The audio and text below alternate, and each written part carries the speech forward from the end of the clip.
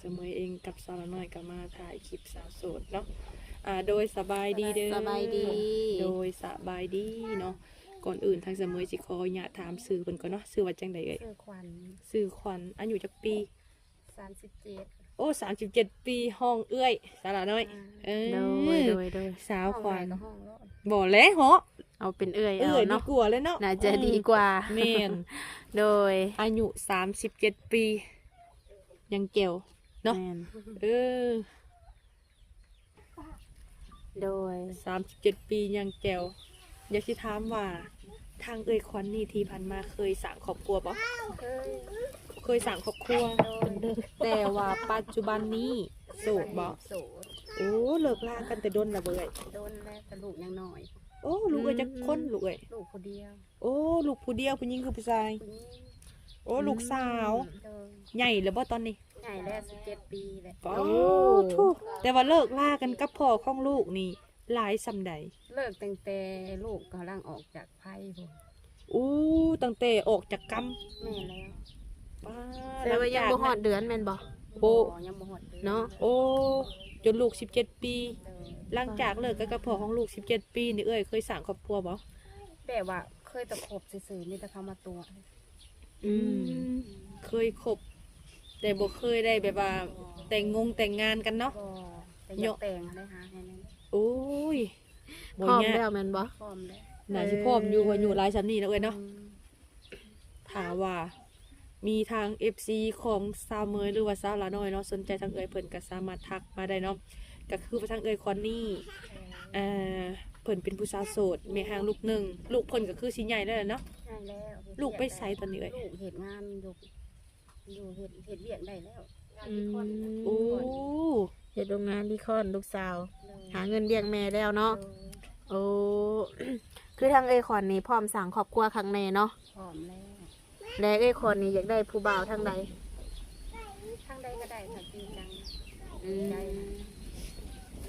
พอแต่เขาหักเขาจริงนะมีพร้อมเลี้ยงเฮาอยู่บ่ โดย ว่าเฮาก็บ่มีหยังได้อยู่เลย ทางเอ้ยคอนมีเงินมีซ่านอยู่บ่ มีแต่เงินพ่อเงินแม่ โอ้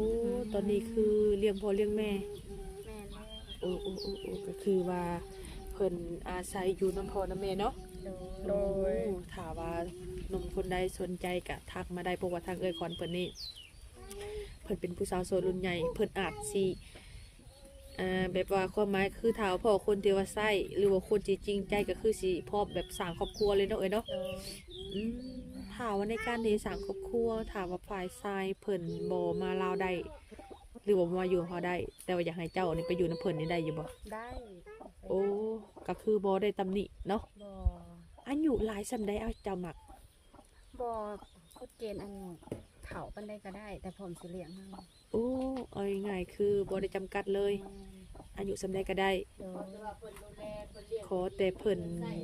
เบิ่งแยงเฮาได้เนาะ เบิ่งลูกเฮาได้หักลูกเฮานำ โดย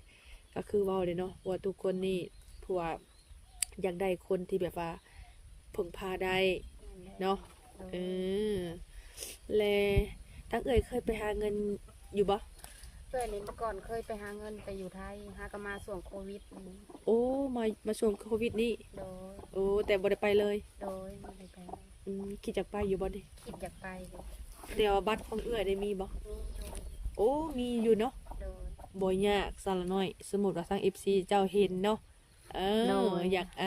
เอาแบบเพิ่นทักมาแบบให้เจ้ามาลิ้นน้ำข่อยได้บ่อยู่ฝั่งไทยแบบสิก็ไปได้หน่อยเนาะ ไปได้ เพราะว่าเพิ่นมีบัตรได้เด้ มีบัตรแล้วบัตรมีพร้อมแล้ว มีบัตรพร้อมหรือว่าบางคน ไปแล้ว ยังรอแต่คนถ่ายอยู่ฝั่งพุ่นซะเนาะ โดย ถ้ามีคนว่ามาหาไอเด้อเนาะอาจสิไปได้เนาะมีบัตรเรียบร้อยแล้วเนาะ โดย โดย คือว่าทางเอ้ยก็เป็นผู้เจบผู้งาม คือที่ผ่านมานี่มีแต่ว่าคนเข้ามาตัวเนาะ แม่แล้ว คนที่สีสร้างสาไปนํกันนี่ยังบ่มี ยัง โอ้และคือในมื้อนี้ออกมาเปิดใจนี่ก็คือพร้อมสละโสดเลยเนาะถ้าว่าเพิ่นมาอยู่นํบ่ได้ก็ไปอยู่นํเพิ่นแม่นบ่ ได้ได้ก็ได้ อืม พร้อมสิหักลูกเอาและหักเอานำ โดยได้ทางเอ้ยคอนนี่ต้องแบบจำกัดบ่ว่าคนที่สิเข้ามาหานี่นะเอ้ยคอนเพิ่นมีนิสัยใจคอแบบใดมักแบบใดหันนะ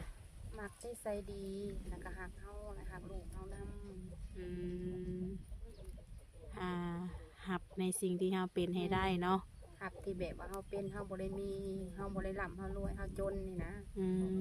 มโดยคือผู้เฒ่าอีหยังก็ได้บ่ ได้ อายุ50-60 ได้ แล้วและในการอบรมกันนี้ทางเอ้ยก่อนนี่อยากใส่เวลาหล่นบ่ ก็แล้วแต่ แล้วแต่บ่ เพิ่นสิสะดวก 1 เดือน 2 เดือน 3 เดือน โดย ถ้าว่ามั่นใจ ตาม ก็ มั่ คือน ใจค่ะ พร้อมเอาบ่ พร้อมเอา อืมถือว่าเวลาก็ถือว่าบ่หล่นเนาะ โดย คือทางเอ้ยก่อนก็มีโทรศัพท์ใช้แล้วว่า มีอยู่แต่แบบว่าโทรศัพท์รุ่นเก่าน่ะนะ รุ่นเก่าบ่ โดย แต่ดินเฟซดินไลน์ได้บ่ เล่นได้อยู่ โอ้ดินได้อยู่เนาะ โดย ยังพอแบบสีโทรหากันได้อยู่เนาะ โดย อืมโดยคือแบบผู้บ่าวกินเหล้าสูบยากินเบียร์แบบนี้มักบอกเลยก่อน เพราะว่าเคยเจอมาแล้วครอบครัวเคยเจอมาแล้วอันนี้ เคยเจอมาแล้วบอกแบบ เคย นี้ เจอมาแล้วแบบนี้ โอ้ ก็ถ้าแบบว่าผู้จักเฮ็ดเวียกผู้จักเหตุการณ์เหตุงานมีความรับผิดชอบ โดยอืม แต่ก็สิหับอยู่แบบนี้ โดยหลักๆแล้วคืออยากได้ผู้ชายแบบนี้เนาะมีหน้าที่การงานที่มั่นคง มีความรับผิดชอบสูง เป็นผู้นำครอบครัวให้ได้เนาะ โดย แบบนี้คือทางเอ่ยในพร้อมสละโสดเลย พร้อมแล้ว โดยกันคนที่ว่ากินเหล้ากินยาอหยังแบบนี้น่ะบ่พลาดแม่นบ่ พลาด บ่อยากให้เจอเนาะ บ่อยากให้เจอแบบ อืมเพราะว่าเคยเจอมาแล้วรู้สึกว่าบ่โอเค รู้สึกมาแล้วแบบว่าเจอมาแล้วเฮาเจ็บปวดสำใดที่แบบว่าเขาไปกินไปหลินไปสิ อืม แต่ก็บ่อยากเจออีก โดยโอ้อันนี้เป็นเถียงไห้เถียงนาของเอ้ยขวัญเองบ่ เสี เนี่ย ย งของน้องสาวแต่บ้านเกิดของเอ้ยนะอยู่น้องน้อย โอ้บ้านเกิดน้องน้อยหัวค่ โดย ำโอ้ อันนี้ขึ้นมาหลินน้ำนอง อืมโดยเมื่อใดค่ะสีกับสีเมื่อบ้านเกิดนี่ แต่แบบว่ากลับต้นได้ก็ได้กลับมาแรงก็ได้กลับมาเอินก็ได้ไปสิ แล้วแต่เนาะ แล้วแต่ โดยในทางเอ้ยขอนก็มีเวลาโอลมกับผู้บ่าวอยู่บ่นี่ มีเนาะ เห็ดอย่างเนาะ ถือว่าเฮ็ดหน้าแล้วก็คือบ่ได้เฮ็ดหยังเนาะ แม่นแล้วเห็นหายเห็นหน้าแล้วก็คือบริเห็นหยังเลี้ยงวัวเลี้ยงควายไปสิแล้ว อืมโดยแบบเงินคำใส่ได้เสยขวัญมาจากทางใดนี่ ก็พี่น้องหาแลซอย คือเอื้อยหาแล โอ้โดยคือทางเอ้ยเพิ่นสิยืนมือเข้ามาซอยในจุดนี้ โดย อืมแบบคือทางลูกสาวอหยังเพิ่นก็ได้ยืนให้อยู่บ่ ก็พอได้ใส่น้ำเพิ่นอยู่ลูกสาวกับเพิ่นก็ใหายอยู่ โดย เพิ่นยังบ่ทันมีครอบครัวแล้วว่า ยังบ่เคยมีครอบครัวลูกสาว ยังเป็นผู้สาวโสดคือกันเนาะ โดย ถ้าเกิดว่าทางเอ้ยขอนนี่มีสามีใหม่นี่ทางลูกสาวโอเคบ่ แบบว่าลูกสาวกับแบบว่าขั้นแบบว่าเขามาหักแม่บ่เขามาพร้อมสิภาษาภาษาบ่เพิ่น โด ก็หัก ย ถ้าเขามาแล้วกินมาตบมาตีกันเพิ่นก็บ่หักแล้วแหละ โดย แต่ว่าในการมีครอบครัวใหม่ลูกสาวก็พร้อมอยู่เนาะ พร้อมอยู่ โอ้ก็คือสิอยากให้แม่มีเสาดักเนาะ โด เพราะ ย ว่าเลิกลากับสามีนี่หล่นเนาะ โดนแล้วเป็นเลี้ยงลูกผู้เดียว เลี้ยงลูกคนเดียว กับพ่อแม่และซอยก็ดี อืมโดย ถือว่าสู่ชีวิตมานี่เติบหนึ่งเนาะไอ้ขอนเนาะ เจอมาทุกอย่างแล้ว เจอทุกแบบเลยผู้ชายดีบุดีก็เจอมาเบิ่แล้วเนาะ ทรายดีบ่ดีก็เจอมาหมดแล้ว บ่แน่ในมื้อนี้อาจจะมีหนุ่มไทยเนาะเสมอ แม่น เพิ่นอาจจะบ่คือหนุ่มลาวเนาะเพราะว่าบางคนหนุ่มไทยเพิ่นมีหน้าที่การงานที่ว่ามั่นคงเนาะ โดย อายุเพิ่นหลายเพิ่นจะบ่กินเหล้ากินเบียร์สูบยาแบบนี้นะเลยควันบ่ดินบ่เที่ยว โดย แบบนี้โอเคอยู่บ่ โอเค เนาะ โดย ถ้าว่าเพิ่นอยากมาหาอิหยังก็ได้บ่นี่ ได้มาหาพร้อมหลับเสมอ โอ้ ต้อนรับเสมอเพิ่นมา อยากมาเที่ยว โดย มาหลินมากินสิพาไปเที่ยวไปหลินไปกินได้ ยินดีต้อนรับเนาะ ดีต้อนรับเพิ่นเนาะ โดยก็ถือว่า ก่อนสิมาเปิดใจนี่คิดโลนบ่เอ้ยคอน ก็กระดนอยู่แหละว่าสิกล้าเปิดใจบ่สิมีภูเขามาหาเฮาบ่สิมีผู้ฮักเฮาบ่ อืมย่านบ่มีคนเข้ามาหา แม่นแล้ว โอ้ผู้จบผู้งามป่านนี้เนาะเสมอเนาะ อืม อืม ย่านบ่ ย่าน เพิ่นก็ยังย่าน บ่มีอยู่ค่ะยังบ่มีผู้บ่าวอยู่ ย่านบ่มีผู้ฮักเฮากินนั่นแหละ ยันเจอแต่คนเข้ามาตัวต้ม แยันจะเจอเขามาตัวเฮาบ่ตัวเฮาไปหลินไปกินไปเที่ยวแล้วก็ถิ่มเฮากลางเถาะกลางทางน่ะย่านไปแบ อื บนี้ ม เพ โด ราะว่าย ชีวิตเฮาก็สู่มาปานนี้แหละเนาะเฮาก็อายุปานนี้แหละ โดย อืมแม่นความเอ่ยว่าเนาะ โดย แต่ว่าแบบคือเอ่ยคอนกะเป็นผู้จบผู้งามแบบคนที่สิเข้ามาหานี่เอ่ยคอนต้องจำกัดหน้าตาเพิ่นอยู่บ่เอ่ยคอน บ่จำกัดหน้าตา อืม เข้ามาได้เสมอต้อนรับเสมอ โดยหน้าตาแบบใดก็ได้เนาะ ได้ก็ได้ก็ใจดี โอ้ใจดีถือว่าผ่านบ่เอ่ยคอน ผ่าน รวมๆแล้วมักผู้ชายใจดีเนาะ โดย เออใจดีจริงใจ จริงใจแล้วก็บ่ตบบ่ตีเฮา อืม คือย่านที่สุดคือย่านเขาผู้ชายที่แบบว่ามาตัวแล้วก็มาตบมาตีเวลา โอ้ ย่านที่สุด อันนี้คือสิ่งที่แบบ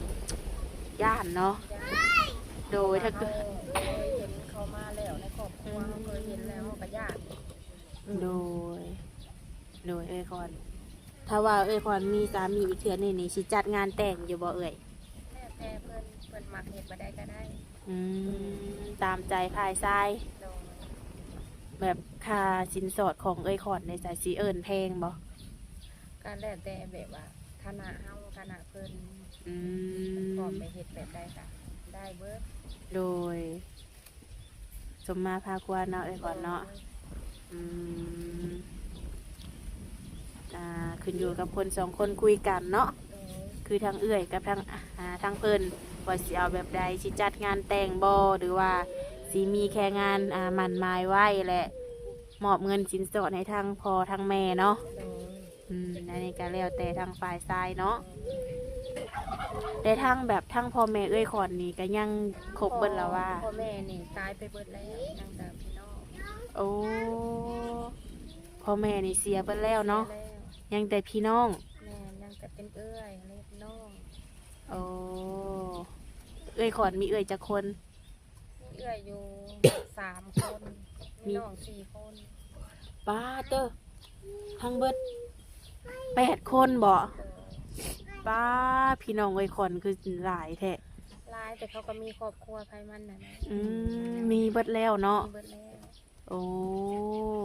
อันนี้เพิ่นก็ถือว่าครอบครัวใหญ่อยู่เนาะ น้อง โดย แต่ว่าทางเอ้ยขอนเนี่ยอยู่เฮือนกกเฮือนเข้าแม่นบ่ โดย อืม ยังบ่มีหยังเอื้อยก็ได้ ยังบ่มีหยังเป็นของตัวเอง โดย โอ้ให้หน้ามีบ่เอ้ยขอน ให้หน้ามีแต่ก็บ่มีผู้เฮ็ดเพราะว่าเฮาบ่เคยมีผู้ชายมาอยู่ในเรือนนั่นนะ อืม ป้าให้คนอื่นเฮ็ดแต่มีก็บ่หลาย โดย พอได้ บ่ได้กินนํคือบ้านคือเมืองเพิ่นอยู่ โดยขอนมื้อนี้ก็มาเปิดใจเป็นครั้งแรกเนาะเอ้ยขอนเนาะ คือตั้งใจไว้ก็คือพร้อมสละโสดเลย โดย บ่ว่าสิผู้บ่าวอยู่ทางใดฝั่งลาวฝั่งไทยหรืออยู่ทางไกลก็คือได้เบิดเนาะ ได้เบิด เขามาโอมาลมเบิง โดย รุ่นเอ้ยคอนนี้รับรองบ่มีการตัวต้มเนาะ บอกตัวบ่ต้ม จริงใจ 100% 100%เลย คือเว่าง่ายๆกะเฮานี่เป็นโสดมาล้นเนาะเอ้ยคอน โด เนาะ ยก็อยากมีแหล้วอายุปานนี้แหละ อืมเห็นหมู่มีบัตรหมู่บัตรคือว่ามีคนพาหาพาสร้างเนาะ แม่น ครอบครัวอบอุ่นเนาะ โดย แม่นความได้เอ้ยคอนเลยเป็นโสดมาล้นเลยพร้อมสละโสดแล้วล่ะเนาะ พร้อมแล้ว โดยข้าวเช้าข้าวเที่ยงกินย่างนี่ กินแล้ว ได้หยังกินมื้อนี้ อันนี้ได้ต้มเป็ด โอ้ น้องต้มเป็ดให้กิน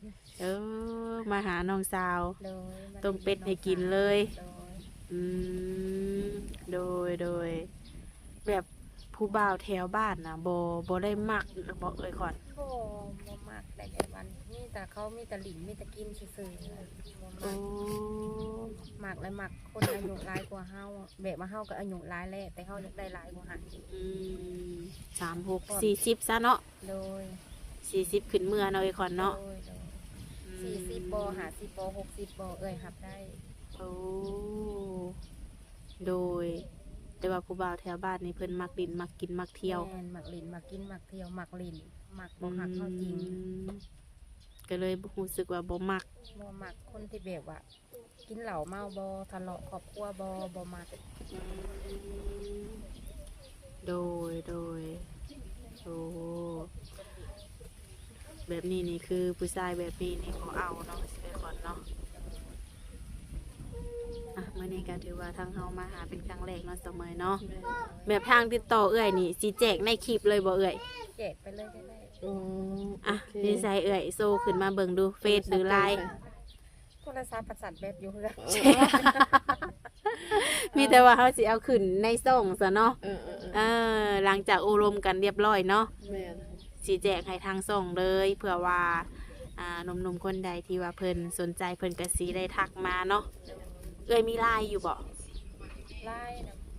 เพราะว่ายังไม่ได้ลิงไล่ก็ เอ เลย อมีแต่ Facebook โดย โดย